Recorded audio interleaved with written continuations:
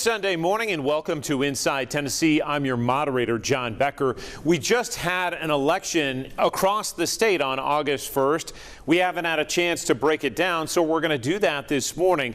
First, let's set the scene in the Tennessee legislature. Let's go to the map in the Senate here. You see 27 Republicans to 6 Democrats. This is a walkout majority, meaning these 6 Democrats could walk out and the Republicans could still do business. Similar picture in the Tennessee House right now.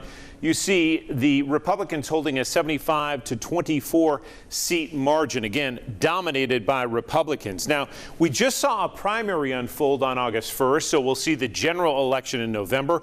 We're going to talk about both this morning. First, I want to show you a trio of Republicans who came out on the losing end of this election. And you can see these are 3 men from East Tennessee unsuccessful in their races, and for some, that was a surprise. We'll get to those races in just a moment. But first, we welcome our guest this morning, Representative Sam McKenzie. He's a Democrat from Knoxville. Nice to see you again, sir. Good to be here.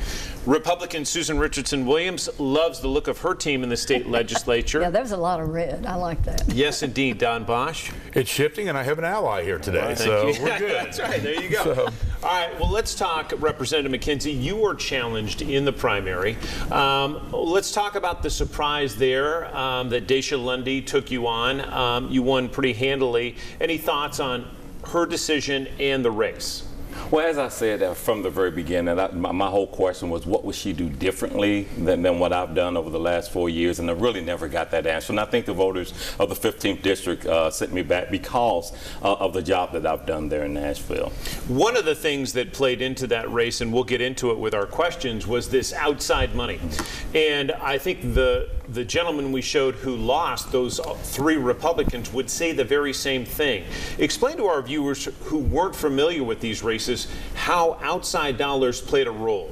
It really was amazing in my race. I was shocked to see that this much money was going to be spent in my district simply because I was an advocate for public education. And, you know, I'm the only Democratic member of our subcommittee that dealt with the vouchers this year. So I was very, very loud in speaking against that successfully. And I think they just made their mind up at that time. They were spending 6 figures to try to unseat me. And I really think at the end of the day, she probably lost votes because of this negative dark campaign. Susan, you talked about it. I want to bring you into the conversation, just how much money from the supporting voucher group went into this race, not just Representative McKenzie's, but the entire election. Yeah, there's a lot of money. We're talking about Frank Nicely's race. There was $800,000 spent against him in that race, and for Jesse Seal that ended up winning.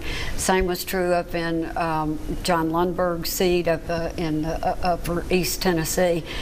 How much money was actually spent in your race, and then how much did you raise to spend as well? That's a great question. I really can't put a figure on how much they spent, but they had mailers, about 7 or 8 mailers. They had phone surveys, several negative kind of tactics against me. Again, from what I've heard, it's been at least 6 figures spent in my race. Yeah. It's unfortunate. And it was for one simple thing, and that was vouchers. And a lot of the issues that they brought up, the fact that I voted for a Titan Stadium, so they threw a lot of things at the wall and just tried to see what stuck.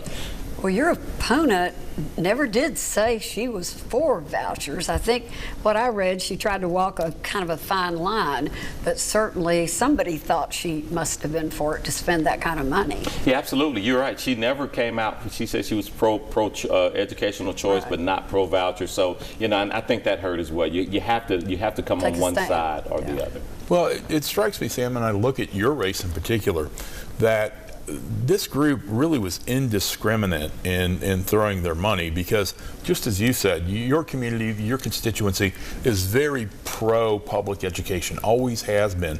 And I'm just thinking, if I'm this group and I'm trying to pick off non-voucher folks. I'm not going to do it in a district where the whole populace that's going to be voting, no matter how much money I spend, how they paint you. I mean, where I guess calling our boy Frank Nicely a liberal Yeah. worked, but I spit my tea out when I saw that commercial the first time Well, I with pretty my much fun did with too. Frank over many a Sunday. But I mean, did anybody get contacted by this group or polled or surveyed or push polled or anything from this group that might make them think that, hey, this might be money that would be well spent in taking Sam McKenzie out? I think quite the opposite. They actually had a poll come out while we were in session. Honestly, I think it came from the governor. The governor has really, really pushed this voucher bill. And I tell you, if you look at the committee meetings, I think, a very effective thorn in his side. And several people of his party realized this isn't benefiting them, both the rural Republicans and the urban. It was an interesting coalition. It was. Yeah. It was. So I think they made their decision in March that they were coming after Sam McKenzie.